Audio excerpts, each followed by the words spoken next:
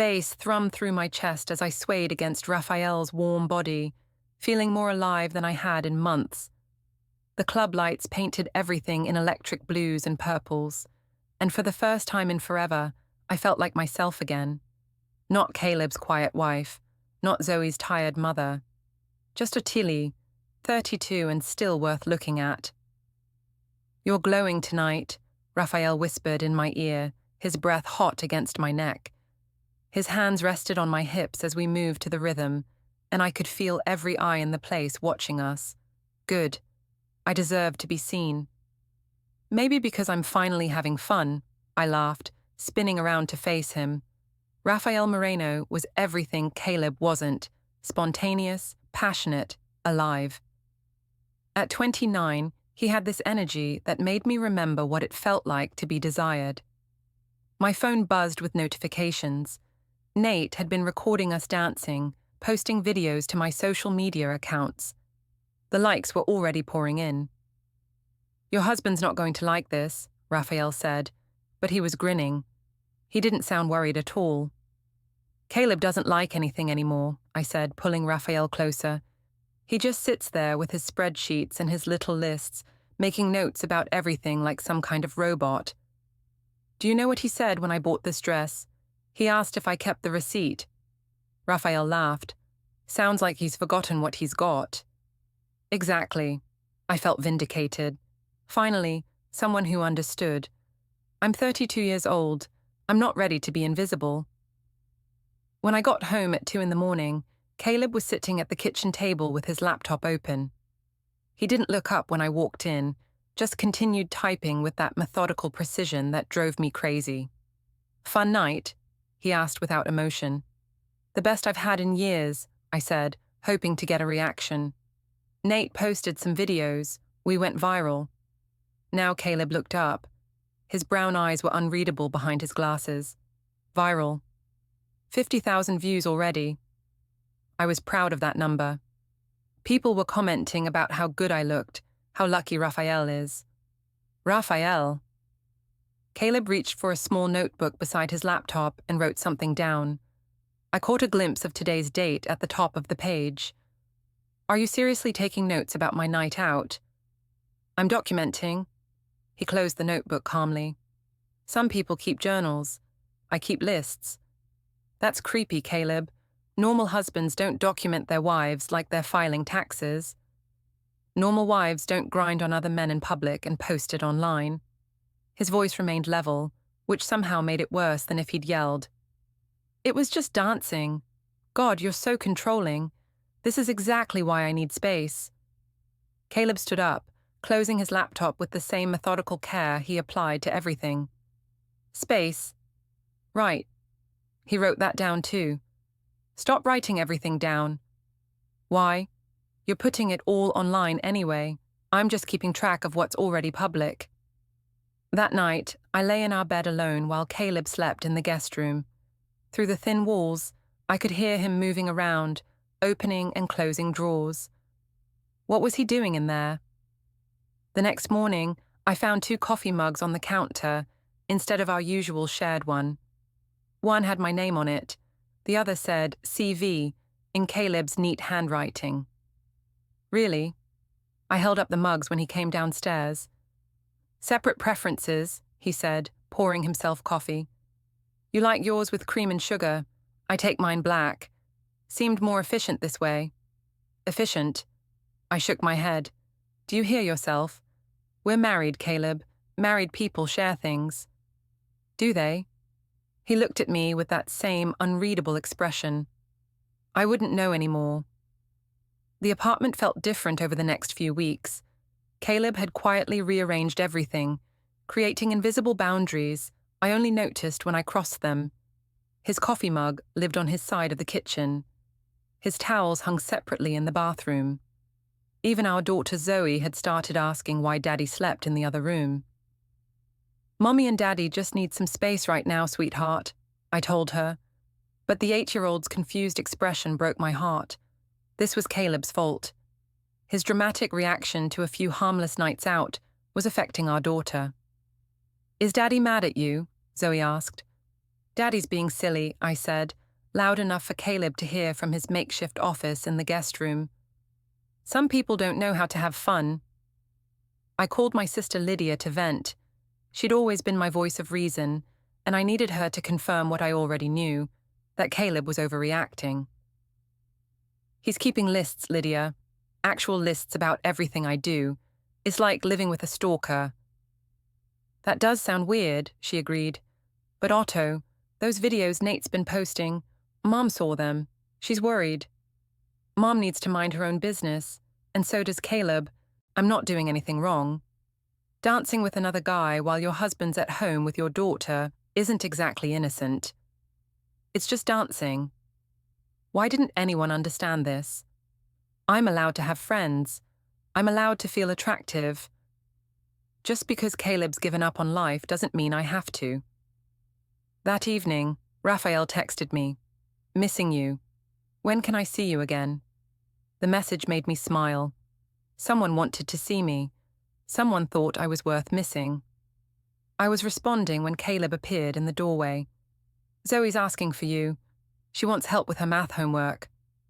"I'm busy," I said, not looking up from my phone. "With what?" "Nothing that concerns you." Caleb stood there for a moment, then pulled out his phone and started typing. Thursday, 7:15 p.m., refused to help Zoe with homework to text. "Stop that." I jumped up and tried to grab his phone, but he stepped back. "You're documenting this too. Every post, every photo, every comment. The only difference is your documentation is public." "That's completely different." "Is it? You're creating a record of your choices. I'm just keeping track of mine." I stormed past him to help Zoe, but his words bothered me more than I wanted to admit. Later that night, I tried to get into the guest room to see what he was doing in there, but the door was locked. "Caleb, open this door." "I'm working." "On what? More of your creepy lists?" "Financial planning, asset organization, things responsible adults do." The way he said responsible adults felt like a slap. I pounded on the door. "Don't you dare lecture me about responsibility." "I'm not lecturing anyone, I'm preparing." "Preparing for what?" But he didn't answer. The next morning, I found a folder on the kitchen counter, labeled Household Accounts. Inside were printed bank statements, copies of bills, and a detailed spreadsheet tracking every expense from the last 6 months. My club nights were highlighted in yellow. "What is this?" I demanded when Caleb came downstairs. "Transparency. You said I was being secretive." "This is our private financial information. And those are our private marital problems you've been sharing with 50,000 strangers." I stared at the spreadsheet. He'd tracked everything, every Uber to the club, every drink purchase, every late-night food order. The numbers added up to more than I'd realized. "You're trying to make me look bad." "I'm not trying to do anything. The numbers are what they are." "God, Caleb, when did you become so cold?" He looked at me with something that might have been sadness. "When did you become so careless?" That afternoon, Nate called with exciting news. "Otto, you've got to see this. The video from last weekend has 500,000 views. You're famous." I pulled up the video on my phone. There I was, dancing with Rafael, laughing and spinning in my tight red dress. The comments were mostly positive, people calling me gorgeous, asking where I got my dress, saying Rafael was lucky. But as I scrolled down, I noticed other comments, harsher ones. "Married woman acting single. Poor husband. Someone should tell her she's embarrassing herself." "Don't read the negative stuff," Nate said when I mentioned it. "Jealous people always hate on happiness. You're living your best life." But that evening, when I was tucking Zoe into bed, she asked me a question that made my stomach drop. "Mummy, why are people at school saying mean things about you?" "What kind of mean things, baby?" "They said you're on the internet dancing with a man who's not daddy." My heart pounded. "What did you tell them?" "I told them you're allowed to dance, but they laughed at me." After Zoe fell asleep, I confronted Caleb. "Kids at school are talking about the videos. This is affecting our daughter." "I know," he said calmly. You know? That's all you have to say. What would you like me to say, Ottilie? You've made this public. Public things have public consequences. You could defend me. You could tell people it's innocent. Is it? The question hung in the air between us. I wanted to say yes, but the word wouldn't come. I'm going out, I said instead. I know, Caleb replied, making another note in his book. You always do. The office felt different on Monday morning. Conversation stopped when I walked by. People stared at their computers, a little too intently when I passed their desks. By lunch, I understood why. Ottilie, can I see you for a moment? My supervisor, Janet, called me into her office with the kind of tone that made my stomach clench. Is everything okay? I need to discuss some concerns that have been brought to my attention. Janet pulled up something on her computer and turned the screen toward me. It was the video of me and Rafael from the weekend, but this time I noticed something I'd missed before. In the background, barely visible but unmistakably there, was the company logo on my purse. Several employees have shared this video, and it's been brought to HR's attention that you're identifiable as one of our staff members. It's just dancing, I said, but my voice sounded weak even to me. The concern isn't the dancing, Ottilie, it's the comments. People are connecting this to our company, and some of the discussion has become inappropriate. She scrolled down to show me comments I hadn't seen before. People had figured out where I worked. They were debating whether I was cheating, whether I was a good mother, whether my husband knew.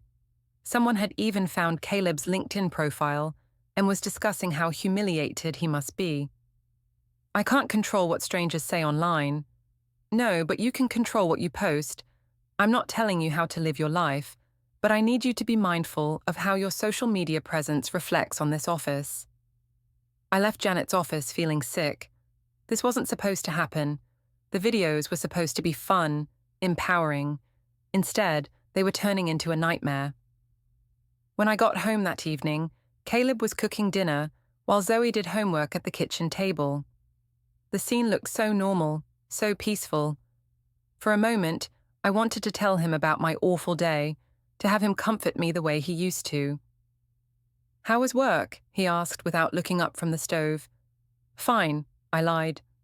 Really? Because Janet Morrison called here about an hour ago. Something about social media policies. My blood ran cold. She called you. She called the house, I answered. She was looking for you. What did you tell her? That you weren't home and I'd give you the message. Caleb plated the food with his usual precision, which I just did. Did she say anything else? She mentioned that the company was reviewing some online content, asked if you'd discussed it with me. He finally looked at me. I told her we don't really discuss your online activities anymore. Caleb? What? It's true. You could have defended me. How? By lying, by pretending I approve of what you're doing? Zoe looked up from her homework, sensing the tension. I lowered my voice. We'll talk about this later. But later never came. I spent the evening in the living room, scrolling through the comments on my videos. What had started as admiration was turning into something uglier. People were dissecting my marriage, my parenting, my choices. Some comments were supportive, but others were brutal. This woman has no shame. Feel sorry for her kid. Husband should divorce her and take custody. That last comment made me screenshot and delete the whole post, but it was too late. The internet had already saved everything. My phone buzzed with a text from Rafael. Saw the drama online. You okay? People are being horrible, I typed back. Forget them. They're just jealous. Want to grab drinks and forget about it? I looked toward the kitchen, where Caleb was helping Zoe with her math homework. They were laughing about something, and for a moment Zoe looked genuinely happy. Can't tonight. Maybe tomorrow. Your choice, but don't let the haters win. The next morning, I found a new folder on the kitchen counter. This one was labeled Online Content and contained printed screenshots of every video, every comment, every share. Caleb had documented everything, including the negative comments I thought I'd deleted. "You saved the mean comments?" I asked when he came downstairs. "I saved everything. The good, the bad, all of it." "Why would you torture yourself like that?" "I'm not torturing myself, Ottilie. I'm keeping records." "For what?" "For when the truth matters." That phrase stuck with me all day. When would the truth matter? What was Caleb planning? At work, 3 more co-workers approached me about the videos. 2 were supportive, telling me to ignore the haters. But the third, an older woman named Patricia, was less kind. "I just think you should consider how this affects your family," she said. "Your daughter's going to see this someday." "My daughter will see that her mother was confident and happy." Will she? Or will she see that her mother valued attention more than her family's privacy? I wanted to argue, but Patricia's words hit too close to home. That evening, I tried to talk to Zoe about it. "Sweetheart, if kids at school say things about Mommy, you can tell them that Mommy was just having fun with friends." "But why do they know about it?" Zoe asked with 8-year-old logic. "Why is it on the computer for everyone to see?" I didn't have a good answer for that. The locked drawer in Caleb's makeshift office had been bothering me for weeks. What was he hiding in there? What kind of records was he keeping? When I heard him leave for work Thursday morning, I decided to find out. The guest room had been transformed into something that looked more like a law office than a bedroom. File folders were arranged alphabetically on a makeshift desk. A bulletin board on the wall displayed a timeline with dates and brief notes. My stomach dropped as I read some of them. March 15th, first club video posted. March 22nd, Rafael appears in posts. April 3rd, overnight absence, no explanation. April 10th, Zoe asks why Mommy doesn't live here anymore. The locked drawer was in a filing cabinet I'd never seen before. Where had he gotten this thing? I tried pulling on it, but it wouldn't budge. I searched for keys, but Caleb was too smart for that. My phone rang. It was my mother. "Ottilie, we need to talk." "Hi, Mom, what's wrong?" "I saw the videos, honey, the ones everyone's sharing." My heart sank. If my 63-year-old mother had seen them, they were everywhere. "Mum, it's not what it looks like. It looks like my daughter is having an affair and broadcasting it to the world." "I'm not having an affair. Rafael and I are just friends." "Friends don't dance like that, Ottilie. And married women don't stay out until 3 a.m. with friends while their husbands are home with their children." "Caleb doesn't care. He's fine with it." "Caleb's not fine, sweetheart. I talked to him yesterday." "You what?" "He called me. He's worried about Zoe, and honestly, so am I. That little girl is confused and hurting, and you're too busy playing 22 to notice. I can't believe you're taking his side." "I'm taking your daughter's side, and yours if you'd let me. This isn't you, Ottilie. This isn't the woman I raised." I hung up on her. I couldn't handle another lecture about my choices. That evening, when Caleb came home, I confronted him about the phone call. "You called my mother?" "I called my mother-in-law," he corrected, "about her granddaughter's well-being." "You had no right." "I had every right. Zoe's teacher called me at work yesterday. She's been acting out in class, telling other kids her parents don't live together anymore." "That's not true." "Isn't it? You sleep here maybe 3 nights a week. You leave before Zoe wakes up and come home after she's asleep. When exactly are you parenting?" "I'm trying to have a life." "At whose expense?" I wanted to scream at him, but Zoe appeared in the doorway, drawn by our raised voices. "Are you getting divorced?" she asked quietly. The question hit me like a physical blow. "No, baby. Mommy and Daddy are just working through some things." That's what Emma's parents said before her dad moved out. Caleb knelt down to Zoe's level. "Hey, kiddo, nobody's moving out, okay? We're all staying right here." "Promise?" Caleb looked at me over Zoe's head. "I promise you'll always have a home with me." The careful wording wasn't lost on me. After Zoe went to bed, I tried to get Caleb to explain what he meant, but he'd retreated to his office again. I could hear him in there, typing and organizing, always organizing. Friday night, Rafael texted asking if I wanted to meet him and some friends at a new club downtown. I almost said no. The week had been exhausting, and Zoe had been clingy and sad. But then I thought about Caleb's timeline, my mother's lecture, Patricia's judgment. Everyone wanted to control me, to make me feel guilty for wanting to be happy. "Pick me up at 9, I texted back. The club was loud and crowded, exactly what I needed to forget about everything. Rafael looked amazing in a black shirt that showed off his arms, and he greeted me with a kiss that lasted longer than it should have. "There's my dancing queen," he said, spinning me around. "Ready to give them another show?" "Always," I laughed, but something felt different this time. Maybe it was the way people were looking at me, like they recognized me from the videos. Maybe it was the way Rafael's friends kept taking pictures and videos without asking. Or maybe it was the fact that I kept thinking about Zoe's question, "Are you getting divorced?" But I pushed those thoughts away and lost myself in the music.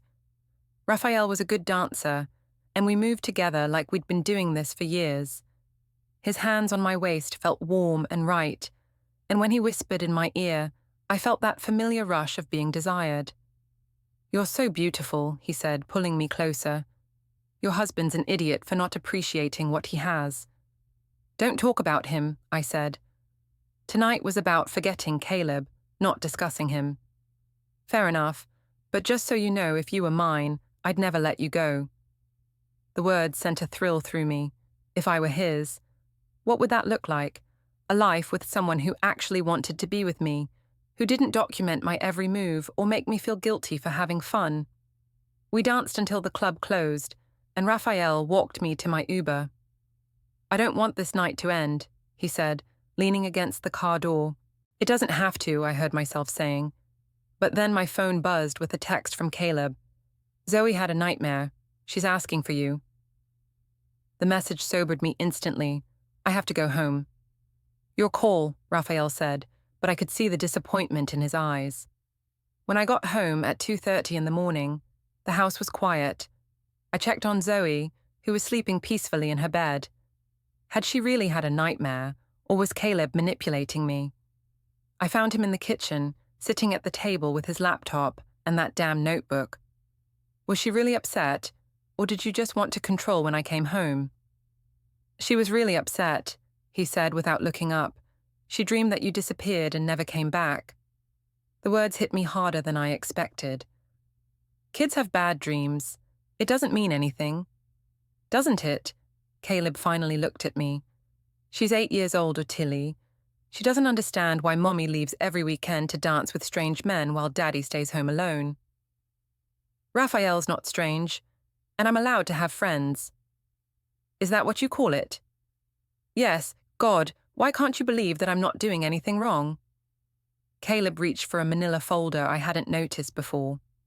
He opened it and spread out printed photos, screenshots from tonight's videos that were apparently already online. "Because," he said quietly, "this doesn't look like friendship." The photos showed Rafael and me dancing, his hands on my body, our faces inches apart. In one, he was whispering in my ear, while I smiled with my eyes closed. In another, we were pressed so close together, we looked like lovers. "People take pictures out of context all the time." "All the time," Caleb agreed, making a note in his book. "Which is why I've been keeping context, dates, times, witnesses, social media posts, text messages." "You've been reading my texts?" "I've been reading the ones you post publicly, the ones where you and your friends discuss your adventures and laugh about your boring husband." My stomach dropped. I had forgotten about some of those posts. "Caleb, You what? You're sorry? You didn't mean it? You were just having fun?" He closed the folder calmly. "I know. I've documented all the apologies too." He stood up and headed toward his office, then paused at the doorway. "For the record, Zoe really did have a nightmare. She dreamed that you turned into someone else and couldn't find your way back to being her mother." That night, I lay awake thinking about Zoe's dream, about the photos Caleb had shown me, about Rafael's hands on my waist, and his words about never letting me go. What was I doing? And more importantly, what was Caleb planning to do about it? The envelope arrived on a Tuesday morning while I was getting ready for work. Caleb had already left, and Zoe was eating cereal at the kitchen table when the doorbell rang. "Delivery for Ottilie, Vane," the man said, holding out an official-looking envelope and a clipboard. "I didn't order anything." "Someone did. I need a signature." I signed for it, confused. The return address was from a law office I didn't recognize. Inside was a single sheet of paper with a letterhead that made my blood run cold. Hartwell and Associates, Family Law. The letter was brief and formal. "Mrs. Vane, please be advised that we represent your husband, Caleb Vane, in matters relating to your marriage.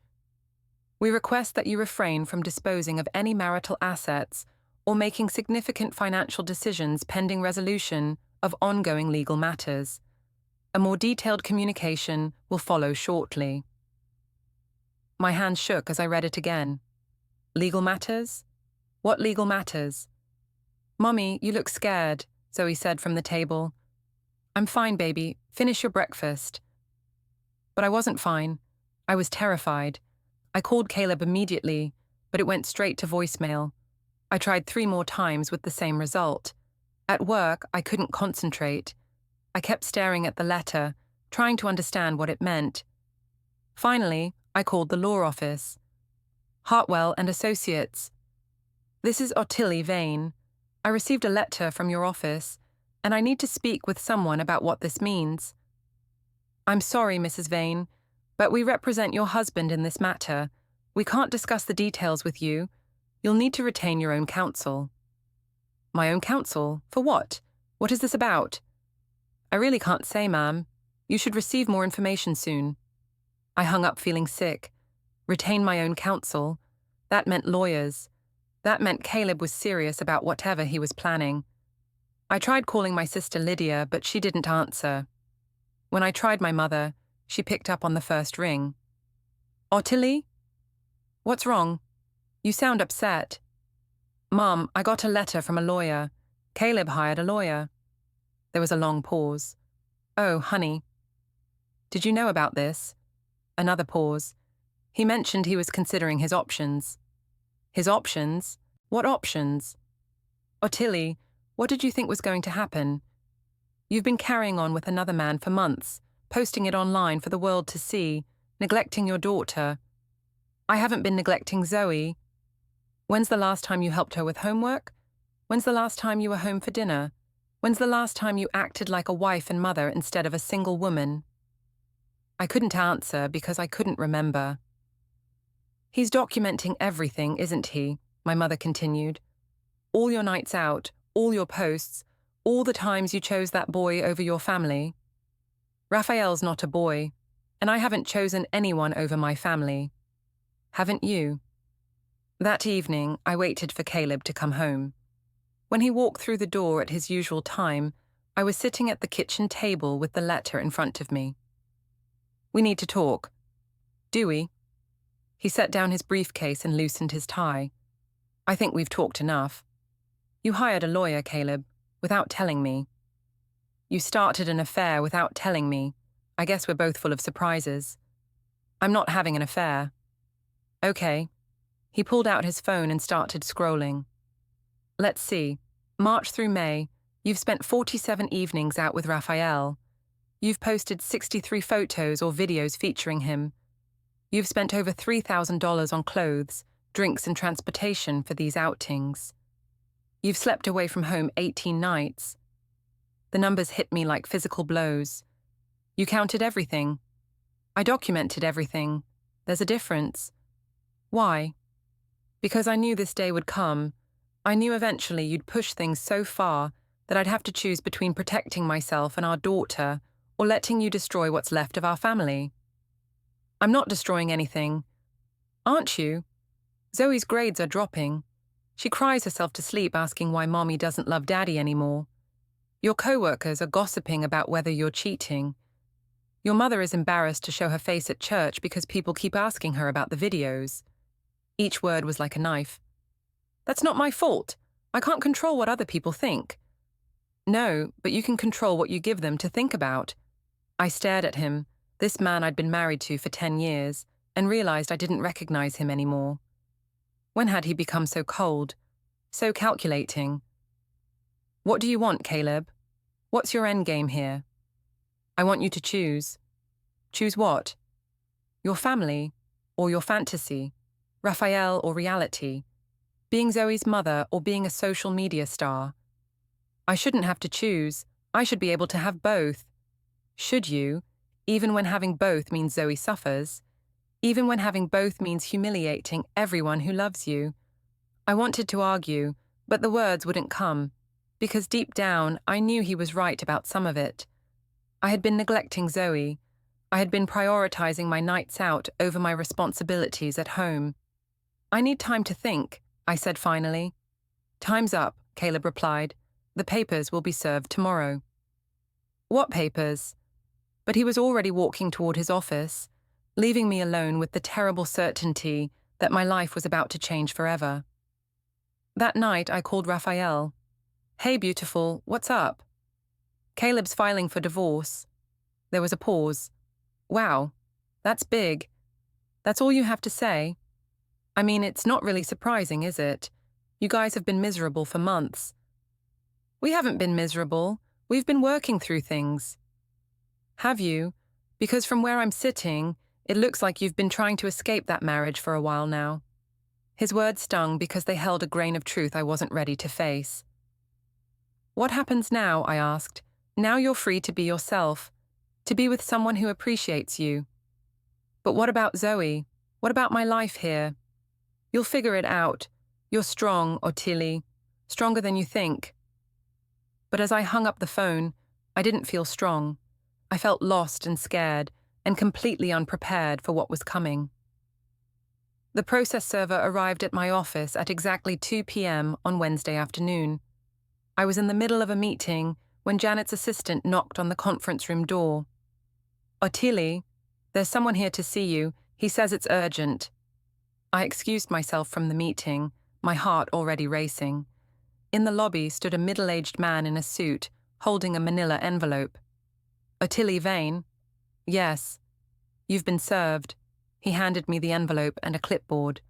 I need you to sign here acknowledging receipt. My hands trembled as I signed. Everyone in the lobby was staring. This was happening at my workplace, in front of my colleagues. The humiliation was complete. I waited until I was back in my office with the door closed before opening the envelope. The first document was titled, Petition for Dissolution of Marriage. The words blurred as I tried to read them. Caleb was asking for primary custody of Zoe, citing abandonment of parental responsibilities and conduct detrimental to the minor child's well-being. He was requesting the house, the savings account, and most of our shared assets. Attached were 3 USB drives labeled Evidence A, Evidence B, and Evidence C. I plugged the first drive into my computer with shaking hands. It contained every photo, every video, every social media post from the last 6 months. But more than that, it contained screenshots of things I'd forgotten about. Comments I'd made about Caleb to friends, posts where I'd complained about being trapped in my marriage, conversations where I'd joked about trading him in for a newer model. The second drive was worse. It contained documentation of every night I'd been out, cross-referenced with Zoe's school performance reports. It showed the correlation between my absences and her declining grades, her behavioral issues, her tearful conversations with the school counselor about her parents not living together anymore. The third drive was the most damaging. It contained financial records showing how much money I'd spent on my new lifestyle, including charges at expensive restaurants and hotels that I'd forgotten about. Charges that would be impossible to explain as just dancing. There was also a folder of screenshots from Rafael's social media, posts I hadn't seen where he'd bragged to his friends about his married girlfriend and made crude comments about stealing someone's wife. I sat in my office chair, staring at the evidence of my life laid out in cold legal terms. This wasn't how I'd seen myself. This wasn't who I thought I was. But the documentation didn't lie. My phone buzzed with a text from Rafael. Heard about the divorce papers. Want to celebrate your freedom tonight. The casualness of it, the assumption that this was good news, made me sick. I didn't respond. Instead, I called Lydia. This time she answered. Otto, I heard what happened. Are you okay? Did you know he was going to do this? I knew he was talking to a lawyer. I tried to warn you, but you wouldn't listen. You could have told me how serious this was. I did tell you. I told you to stop posting those videos, to think about Zoe, to consider how your actions were affecting everyone. But you called me jealous and controlling, just like you called everyone else who tried to help you. I wanted to argue, but she was right. I had dismissed everyone's concerns. What am I supposed to do now? You're supposed to grow up, Lydia said, and her voice was sadder than angry. You're supposed to stop thinking about what you want and start thinking about what Zoe needs. I do think about Zoe. When you're grinding on another man in a nightclub, when you're spending her college fund on designer dresses, when you're sleeping at Rafael's place while she cries herself to sleep asking where Mommy is. I never slept at Rafael's place. Drive C, folder 3, hotel receipts. Caleb showed me everything, Otto. Everything. The words hit me like a physical blow. Caleb had shown my sister the evidence. My own family had seen the proof of what I'd become. I need to go home and talk to him. I need to explain. Explain what? That you didn't mean to humiliate him? That you didn't mean to neglect Zoe? That you didn't mean to become someone none of us recognize? I hung up and drove home in a daze. The house was quiet when I arrived. Caleb's car was in the driveway, but I couldn't hear him moving around. I found him in the kitchen, sitting at the table with Zoe. They were working on a puzzle together, and for a moment, the scene looked so peaceful that I almost forgot about the envelope in my hands. Mommy! Zoe jumped up and ran to me. Daddy and I are making a castle. That's wonderful, sweetheart. I hugged her tightly, breathing in her familiar scent. When had I last done this? When had I last just held my daughter without thinking about where I needed to be next? Zoe, why don't you go wash up for dinner? Caleb said quietly. But we're not done with the puzzle. We'll finish it after dinner. Go ahead. After Zoe left, I sat down across from Caleb. The divorce papers lay between us like a wall. We need to talk about this. Do we? I think it's all pretty clear. Caleb, I know I've made mistakes, but we can work through this. We can go to counseling. Can we? Can you delete the internet? Can you undo the humiliation? Can you give Zoe back the security she's lost watching her mother choose strangers over her family? It wasn't supposed to be like this. What was it supposed to be like, Ottilie? What was the plan? Dance with Rafael until he left his girlfriend for you?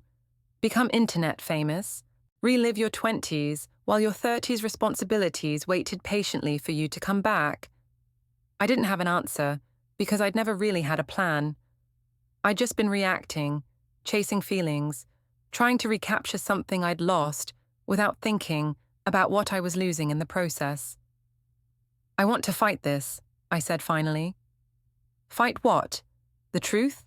Fight the evidence. Fight for the right to continue neglecting our daughter while you play house with a 29-year-old who brags to his friends about sleeping with married women. He doesn't, I started, then stopped, because I'd seen the screenshots. I knew what Rafael had been saying behind my back. I documented everything, Ottilie. Every choice you made, every priority you revealed, every time you chose your own gratification over your family's well-being. You want to fight this?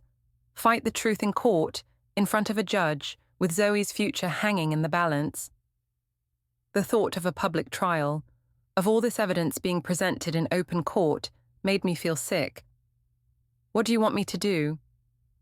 I want you to sign the papers. I want you to agree to supervised visitation until you can prove you're stable. I want you to get help. Supervised visitation? She's my daughter. She's our daughter, and she deserves better than what you've been giving her. That night, after Zoe was asleep, I sat in my car outside Rafael's apartment building.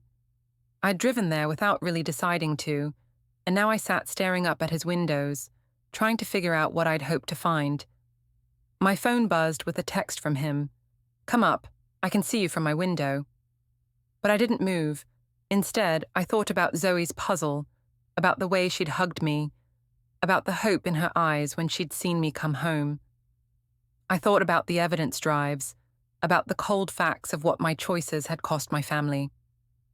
I thought about Caleb, methodically documenting everything, not out of cruelty but out of necessity, protecting himself and our daughter the only way he knew how. I started the car and drove home. The next morning, I called a lawyer, not to fight the divorce but to negotiate the terms, to try to salvage what I could of my relationship with my daughter and to begin the long process of rebuilding my life. 3 months later, I signed the papers in a courthouse conference room. Caleb was there with his lawyer, calm and professional as always. I was there with mine, trying not to cry. "Any final questions?" the mediator asked. I looked at Caleb across the table. "Will you ever forgive me?" He considered the question seriously, the way he considered everything. "I've already forgiven you, Ottilie, but forgiveness doesn't erase consequences." As we left the courthouse, I saw Caleb walking toward his car, carrying the folder that contained the official end of our marriage. He looked relieved, like a man who'd been carrying a heavy burden and had finally been allowed to set it down. I stood on the courthouse steps, holding my copy of the papers, and realized that for the first time in months, I knew exactly who I was, a woman who'd lost everything chasing a fantasy, who now had to figure out how to build something real from what remained. Rafael had stopped calling weeks ago, moving on to his next adventure. The social media followers had found new drama to follow. The only thing that remained was the truth. I'd had a family who loved me, and I'd traded it for applause from strangers, but I still had a daughter who needed her mother to become someone worth loving again. And maybe, if I worked hard enough, that would be enough.